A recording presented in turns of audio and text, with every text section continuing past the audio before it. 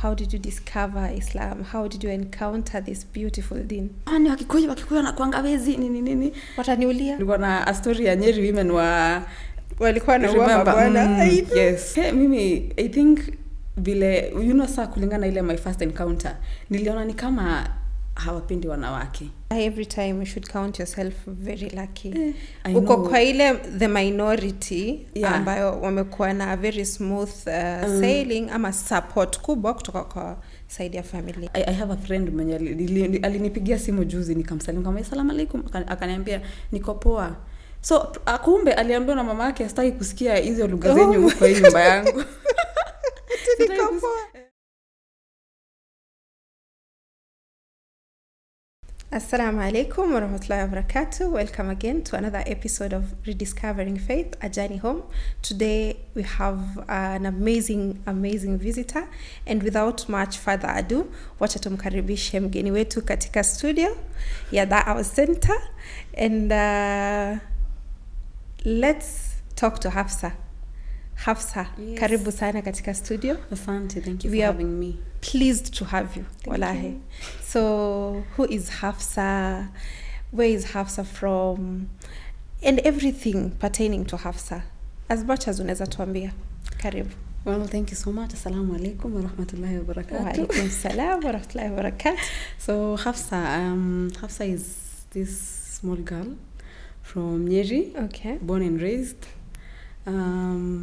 Was a Christian and reverted to Islam a few years back.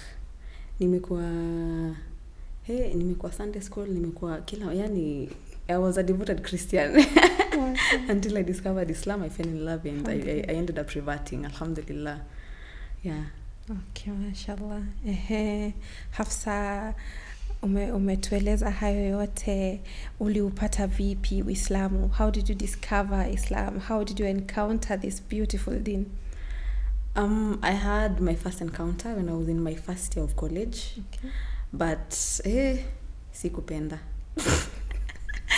I remember hata nilikuwa nimesema I will never entertain Islam.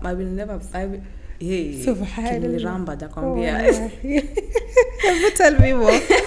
So I had met someone who was not very hakunifunza. He tried to use Islam to try and control instead of teach. Okay. So from that nikaichukia, nikasema mimi hapana, kama hivyo ndio iko sitaki. So then now when I was in my third year of college, my final year of college, now I met someone else who mwenye alinifunza, aliniembrace, akanifunza. Nilikuwa namuuliza kila kitu. Unajua tulikuwa na misconceptions mingi, tulikuwa tunasikia Waislamu hivi. So nilikuwa namuuliza maswali, ananijibu. Uzuri ameenda madrasa. Okay. So alikuwa anajua, he had answers to most of the questions. So nikauliza, akanijibu, nikapata interest, nikamaliza college, I spent a whole year nikiresearch, nikiwatch Mufti Menk na watch YouTube, nikaanza kufika mahali nikaanza kusoma Quran, nikashika al-Fatiha. I was so proud of myself, I'm telling you. Before you became a Muslim? Nisilimu, yes. Mashallah. And then 2022 March 28th ndio nikaamua, ilikuwa Friday. I remember niliamka I was so excited and nervous. Nikaamka nikavaa uzuri. I knew my mother-in-law. Now hiyo wakati tulikuwa tumefunganika, but we were introduced. So alikanipia nguo zake mzuri, akaniambia uva hizi. Nikaenda Jamia Mosque, nikapata ustadh anaitwa Ustadh Hafsa. Yeye ndo alinisilimisha. Akaniambia, akanisaidia, nikasema shahada, akanifunza kusali. Hapo ndo nilitoa jina. Hapo ndo nilitoa jina. Hafsa, Ustadh Hafsa. Nilipenda. Mashallah. Okay, umeongea about misconception. Mimi nataka kusikia. Cause zile vitu nimesikia kwa hizi streets ni kibao. So mimi nataka ya Hafsa. Ni gani ilikushangaza? Mimi I think vile saa kulingana ile my first encounter niliona ni kama hawapendi wanawake kabisa. Nilikuwa like mimi nitaoleka kwa Waislamu.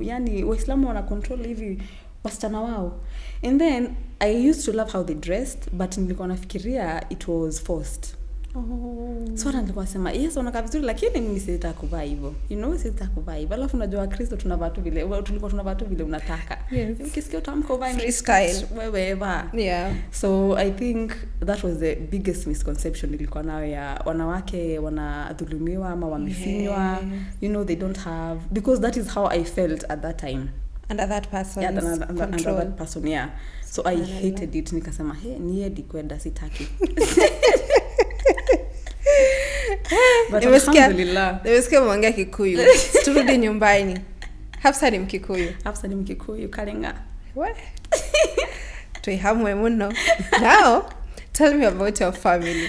From a Kikuyu family, walichukulia aje, wanaendelea kuadapt aje? How is it with your family? Mimi nashukuru Mungu sana, because if it were not for my dad, akiwa mdogo alikuwa anafanya kazi Mombasa.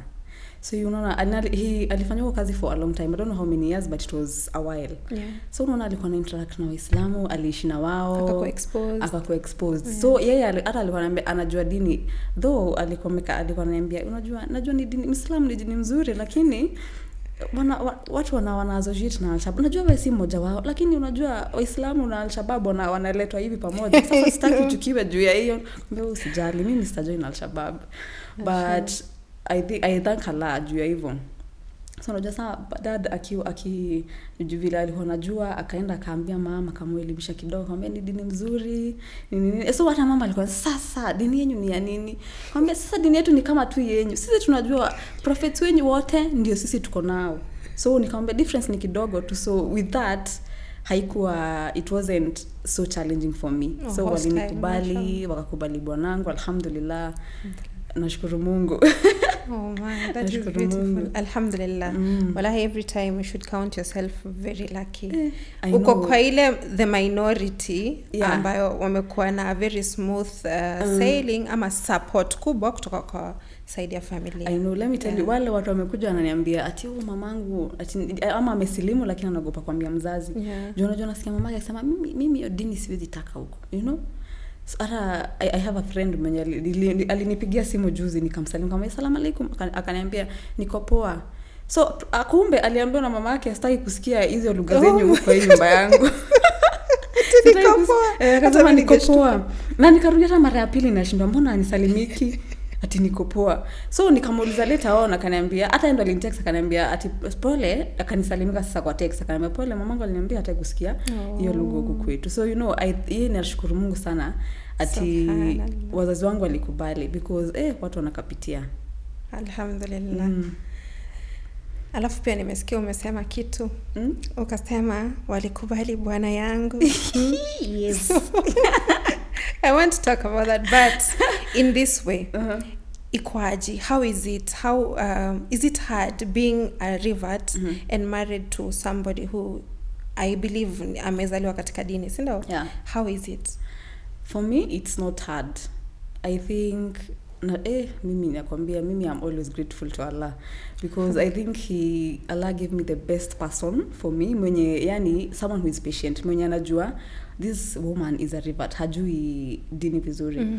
And then he's not the kind of person who takes advantage of wewe kutojua kitu, because there are people who take advantage, wanajua huyu mwanamke hajui rights zake, wacha let me exploit, let me nicheze kama mteremko nimeiona tunaenda naye.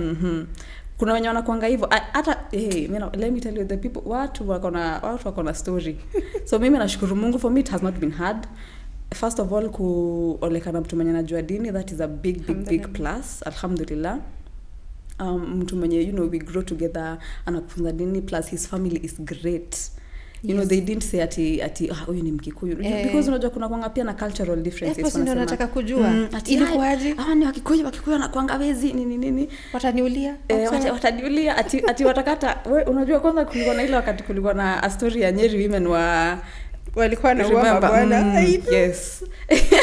But I remember there was a time tulikuwa tumeenda Eid kwa an aunt of his, and wakaniambia ati wakaniambia wewe si tunakupenda vile uko, lakini bora usitufanyie vile mama wajeni wanafanya mabwana zao. hapa ndio tutakosana. But alhamdulillah they didn't hawakuchukulia vibaya. But I remember him telling me that ile siku babake aliambia babake, you know, Nasa nataka kuoa msichana ni Mkikuyu, akamwambia wewe bora msichana amesilimu. Akamwambia alhamdulillah alishasilimu. So have you realized something? Ama ni mimi na realize. I've realized that you know the fathers they are very understanding when it comes to matters marriage dini. Wanawake sisi ndo tumeji ndio tunakuwa ama ni nini mbaya, si ni kiburi ama ni nini, sijui ni kiburi ama, lakini unajua si wanawake tunaingianga sana kwa, you know, tunasikizanga watu sana. So and we are so worried we are so worried other people so you might find that wale wanafanyanga hivyo, labda wanaenda wanasikiza wanawake marafiki zao wanaambiwa ala ile culture fulani usikubali, wanakuanga hivi, so unaona unachukia. But for the men I don't think wanakuanga na hiyo, mwanaume anafanya anataka like bora ni mzuri nini ni sawa. Mashallah. Any breaking point ishai kufika ukasema hii kitu katika hii journey what has ever, have you ever reached at a breaking point or something? Not really. Ukasema nivo kereba tuweke chini hii. Sijawahi. I think mimi kutoka ile siku niliamua kuvaa hijab I have never taken it off. But I remember after ni revert nilikuwa na feel I think I was depressed hata. But it never got to a point where nikasema wacha nitoe ama wacha nivae, yani wacha nitoke. Yeah, I didn't, because you know because for me nakwambia research niliangalia research about Islam for a whole year. Ndikafika yani nilikuwa naona video mufti mengi, naangalia khutba nini hizo vitu zote. So for me vile niliamua I never looked back. So it was truly a matter of belief. Because I say if it's a matter of belief nothing can make you go back unless it was not about that. Hakuna. Alafu you know another question I get a lot is ati sasa hata some family members wananiambia ati sasa vile ulijoin, because you know they think wewe ulisilimu because of your husband. Juliolewa. So wako like sasa bwanako akakufa saa hizi unarudi unaanza kuvaa vile ulikuwa unavaa kitambo. You know, I'm like hapana no, because I did this for myself. It's something that I loved, nikaiangalia and eventually nikaenda nikasilimu. Alhamdulillah. That is beautiful. Share with us any moments that were, we can call what the highest moments in your journey. Ile ulikaa ukasema hey alhamdulillah for this. You know we are Muslims and we love it. But we go through something and we find ourselves appreciating the fact that, you know what, I'm proud to be a Muslim. Remember your comment nimeona bali quick inatumika vibaya, but anyway ni sawa. Your point ushaifika? Hey, of course ni mingi. Share with me one. Ile major is after I think I had reverted already. I was expectant. Bonangu alikuwa ameenda kazi nje akarudi, but tulikuwa tumekaa kidogo, so pesa ilikuwa kidogo imeishaisha, and pia kulikuwa na ceremony ya nyumbani, kulikuwa na rorashio, so yani we were drained. At that time still my husband didn't hakuwa na kazi, so you see we are expectant, hana kazi, mimi sina kazi, so it was the most stressful time of our life. I remember alafu I don't know, sijui ama ni kama nitakuliita hata sijui, I don't know what to call it. Hatuko tunasali. Hatuko tunasali, I don't know why. So I remember one day tuliamka tu tukasema sasa mbona hatusali, you know, mbona hatusali.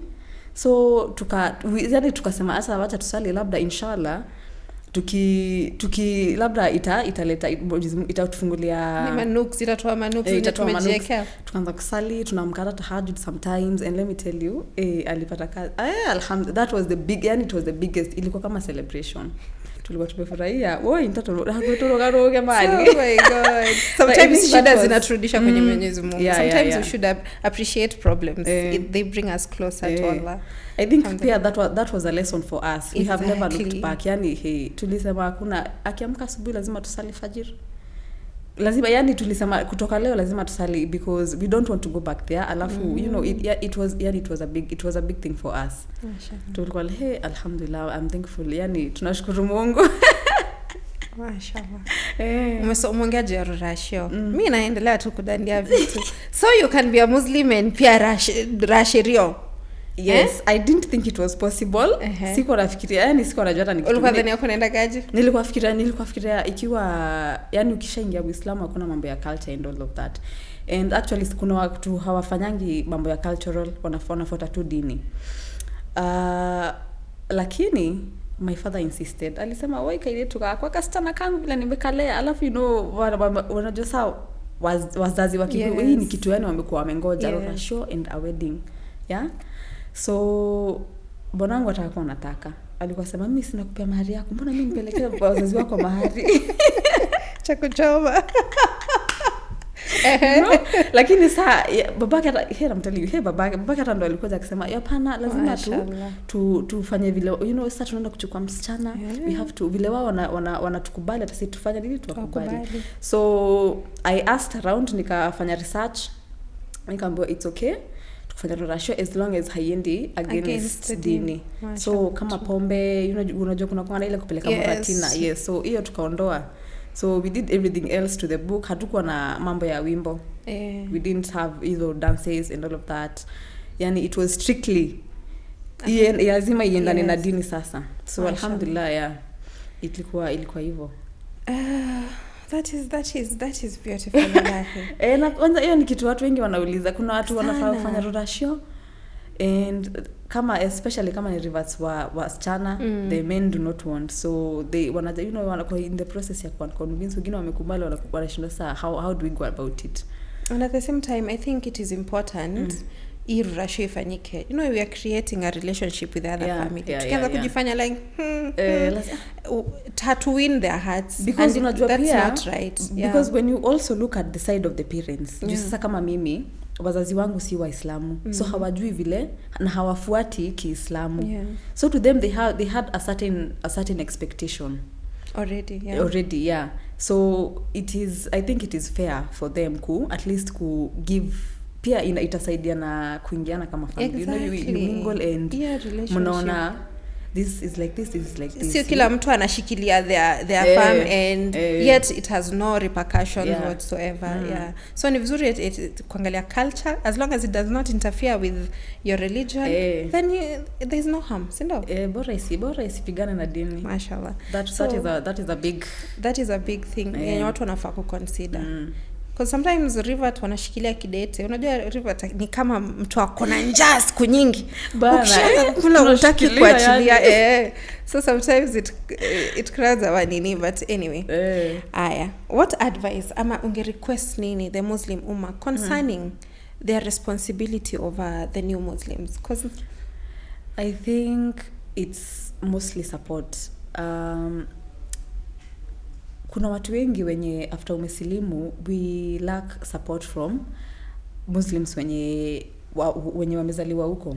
So unapata kama wengine they describe ama mnaona huyu hajui dini, she's a new Muslim, hajui dini, so mnadharauliwa saa zingine, mnaambiwa yani they see you as if you're not good enough as they are. So I think that is something that we should change. We should embrace other Muslims because kusilimu inakuanga a very very hard time for a revert. Junajua sasa you're struggling with your family, your direct family, say your mother, your father, your family pale, and you're entering something new. For me I think nilikuwa nasikia very lonely. In as much as nilikuwa na my mother-in-law pale alikuwa ananisaidia, nilikuwa pia na my husband pia pale alikuwa ananisaidia, I still felt lonely kinda, so I feel like it's, and I'm glad kuna siku hizi kuna programs za revert kusaidia reverts, kuna groups zenye mtu anaweza ingia upate support. So I feel like that is a very good thing, that is a very big thing. Inaweza saidia a revert sister feel welcomed, pia ina motivate kuendelea kusoma dini. Ukipata mtu una relate na kuga easier. Because kusilimu it's a lonely journey. By the time sasa unaingia vizuri uanze hata kumake. Me I didn't have any friends. So the transition. Beyond my mother-in-law and I didn't have anyone. And that is very small. Because Yeah, sio it kila is kitu very tutaambia small. mother-in-law, sio kila kitu tutaambia husband. So saa zingine nilikuwa nakaa hivi, kama saa wewe naweza kupiga simu nikwambia Fatush, unafanya nini? Can we meet? At least tuongee, tucheke, tuende lunch. Hata it doesn't make sense. I know. Now I didn't have that. So yani nilikuwa tu mimi. I cannot turn to my parents juu na wao hawajui what is going. Kwanza wako like stress already. Stress wewe. Tumekubali usilete zingine. So I feel like we should, wale wenye wamezaliwa pale, we should embrace our reverts. Mashallah. As a parting shot, parting shot yako ni gani? Kwa a revert somewhere when I struggle, I know mjapitia the same ka experience, but what can you tell them? I think utaangalia kamera uongelesha one on one. Ninaweza waambia if you're a struggling revert, yani umesikia kama umefika mwisho, do not give up. Life is yani tuamini Mwenyezi Mungu, Allah Subhanahu wa Ta'ala, tumwamini, tusahau kusali. If you can, ask for help. Mimi, I'm always here to help someone if you're in a fix kama ya dini. So always ask for help, do not give up. You can watch khutbas kuna khutbas mingi sana YouTube za kusaidia mtu when you have hardship. So if you're in that position, kindly usikufe peke yako. Ask a sister. Yes. Mashallah. Hafsa she's on TikTok. She has a very good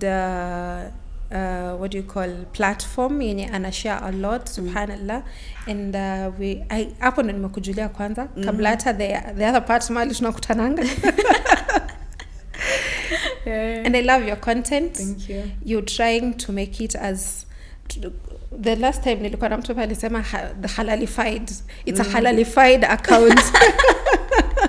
And we appreciate. Si watu wengi tunapata wanatilia maanani kukua as much as possible to give the real Islam, to show it or to put it publicly huko kama as real as it's supposed to be. So follow her, guys. Yes, follow me. Alafu na kwa group zingine mingi, maybe we'll get her to talk to us about another thing that we are also very interested to hear about. So you can watch out for that one too here at Dawah Center. And until next time, assalamu alaikum wa rahmatullahi wa barakatuh.